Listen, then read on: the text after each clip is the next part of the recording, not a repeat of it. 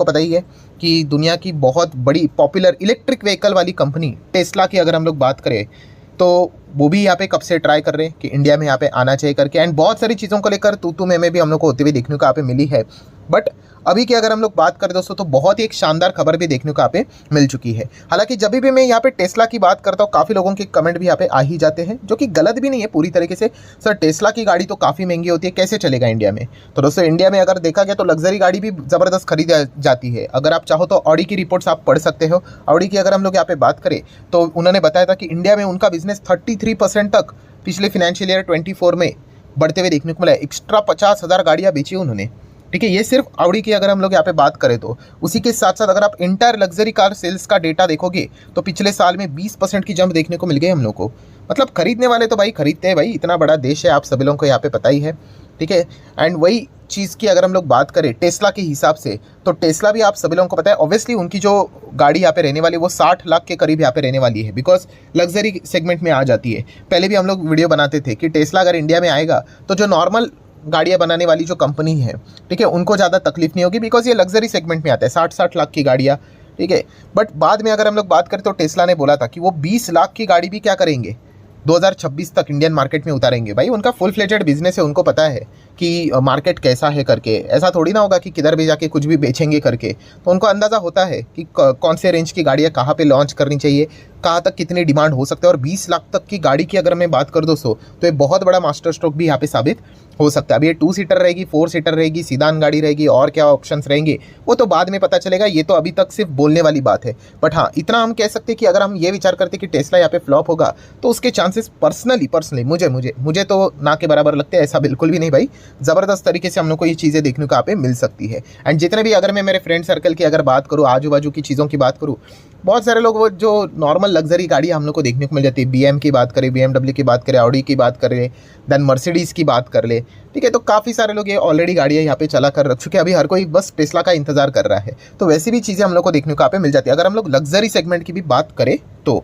सो अगर देखा गया दोस्तों तो कंक्लूजन क्या निकल कर आता है? कंक्लूजन अभी तक जो बात मैंने यहाँ पे बोली है कि टेस्ला इंडिया में आने के लिए काफ़ी ज़्यादा उत्सुक है। एंड इसी चीज़ के चलते कुछ हफ्तों पहले हम लोगों ने एक खबर भी देखी थी कि इंपोर्ट टैक्स में हम लोग को कुछ कट भी होते हुए देखने को मिला है कि न्यू EV पॉलिसीज़ के चलते। और तभी काफ़ी लोगों ने कहा कि भाई चलो इसका ये अर्थ है कि टेस्ला इंडिया में तो ज़रूर आते हुए देखने को यहाँ पे मिलेगा। ये टेस्ला का नाम लेकर नहीं बोला, बट टेस्ला का डिमांड ही यही था इंपोर्ट टैक्स से रिलेटेड। तो ये सारी चीज़ों को अगर आप लिंक करके देखोगे, एंड अभी की जो खबर रिपोर्ट के जरिए जो सामने आई है कौन सी, कि टेस्ला के जो CEO है वो यहाँ पे प्राइम मिनिस्टर नरेंद्र मोदी जी को इसी महीने में मीटिंग के लिए भारत देश में यहाँ पे आ सकते हैं विद देयर टीम्स। सो ऐसी खबर रिपोर्ट के जरिए, भाई ये कोई ऑफिशियल खबर है नहीं, ठीक है, ना ही मुझे एलन मस्क ने कोई कॉल करके यहाँ पे बोला और ना ही बोलेंगे भी। सो ये चीज़ें फिलहाल तो सामने आ रही है। और पर्पस क्या रहेगा? टू अनाउंस इन्वेस्टमेंट प्लान, ठीक है, क्योंकि अगर टेस्ला यहाँ पे आएगा बहुत सारे कंडीशंस भी हम लोगों ने उनके सामने यहाँ पे रखे हुए हैं। तो अगर वो यहाँ पे आएंगे तो आपको पता है कितना ज़्यादा जॉब अपॉर्चुनिटीज़ भी यहाँ पे क्रिएट हो सकता है करके। एंड एक खास करके वर्ल्ड में भी हम लोगों को ये अच्छी खासी चीज़ें देखने को यहाँ पे मिल जाती है। जब बड़े बड़े कंपनीज आप लोगों के यहाँ पे आके बिजनेस जब करते हैं तो उसका फ़ायदा तो मिलता ही मिलता है। तो इसीलिए राउटर्स की अगर हम लोग बात करें, रिपोर्ट की ही बात कर रहे तो उन्होंने कहा है कि Tesla must to meet Modi in India and announce investment plan. So इसी महीने में हम लोग को ये चीज़ें देखने को शायद से यहाँ पे मिल सकती है। एंड उससे भी बड़ी ब्रेकिंग न्यूज़ ये भी रिपोर्ट के जरिए ही है कि इस चीज़ के चलते दोस्तों कि टेस्ला एंड रिलायंस इंडस्ट्री के बीच में ये जो इलेक्ट्रिक व्हीकल मैन्युफैक्चरिंग का जो सेटअप यहाँ पे चल रहा है, इससे रिलेटेड बातचीत चल रही है। किसका?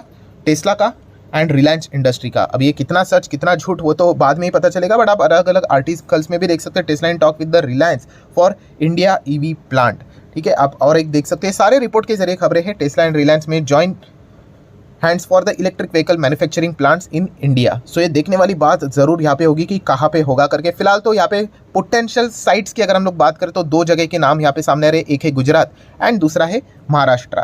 तो ये देखने वाली बात होगी। ये सारी उड़ती उड़ती खबरें हैं कि यहाँ पे लोकेशन सेटअप किया जा सकता है, दोनों जगह किया जा सकता है, वन ऑफ दोनों में से किसी एक जगह पे। तो वो तो आने वाला वक्त में ही पता चलेगा अगर करेंगे तो कहाँ जाएंगे करके।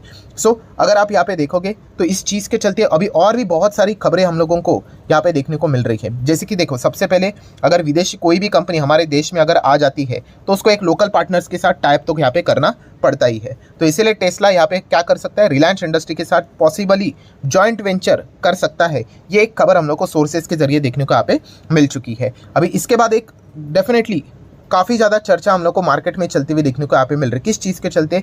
तो मतलब क्या रिलायंस इंडस्ट्री ऑटो सेक्टर में एंटर करेगा, ठीक है, तो इसके चांसेस थोड़े से कम यहाँ पे लगते हैं। रिलायंस की अगर हम लोग ऑब्जेक्टिव की बात करें, जॉइंट वेंचर जो यहाँ पे करेंगे, तो शायद से वो इलेक्ट्रिक व्हीकल कैपेसिटीज़ बिल्ड करने के लिए यहाँ पे मदद करेंगे। इससे रिलेटेड शायद से अगर हुआ जॉइंट वेंचर तो इसी चीज़ के चलते यहाँ पे हो सकता है करके। बट अभी भी अगर देखा गया रिपोर्ट के जरिए भी ये अभी तक क्लियर नहीं हुआ है कि एग्जैक्टली रिलायंस का रोल क्या रहेगा करके। एंड रिलायंस का रोल तो छोड़िए, अभी तक ये खबर ऑफिशियल भी सामने नहीं आई, बट ये सारी चीज़ें हम लोग को बातचीत होते हुए जरूर देखने को यहाँ पे मिल रही है कि टेस्ला अगर इंडिया में यहाँ पे आएगा तो किसी ना किसी के साथ तो उनको टाई अप यहाँ पे करना यहाँ पे पड़ सकता है। बट रिलायंस इंडस्ट्री का नाम फिलहाल तो हम लोग को जरूर देखने को यहाँ पे मिल रहा है। इसके पहले भी हम लोगों ने इलेक्ट्रिक व्हीकल की बात करें या फिर हाइड्रोजन गाड़ियों की अगर बात करें तो रिलायंस ने इसके पहले 2023 में अशोक लेलैंड के साथ, आपको बताइए, हमारे भारत देश की पहली हाइड्रोजन इंटरनल कम्बशन अगर इंजन पावर से रिलेटेड जो ट्रक हम लोग को चलते हुए देखने को मिल जाता है, हेवी ड्यूटी ट्रक, तो उसका उन्होंने यहाँ पे पहले मतलब लॉन्च यहाँ पे किया था, आप ऐसा भी यहाँ पे कह सकते हो।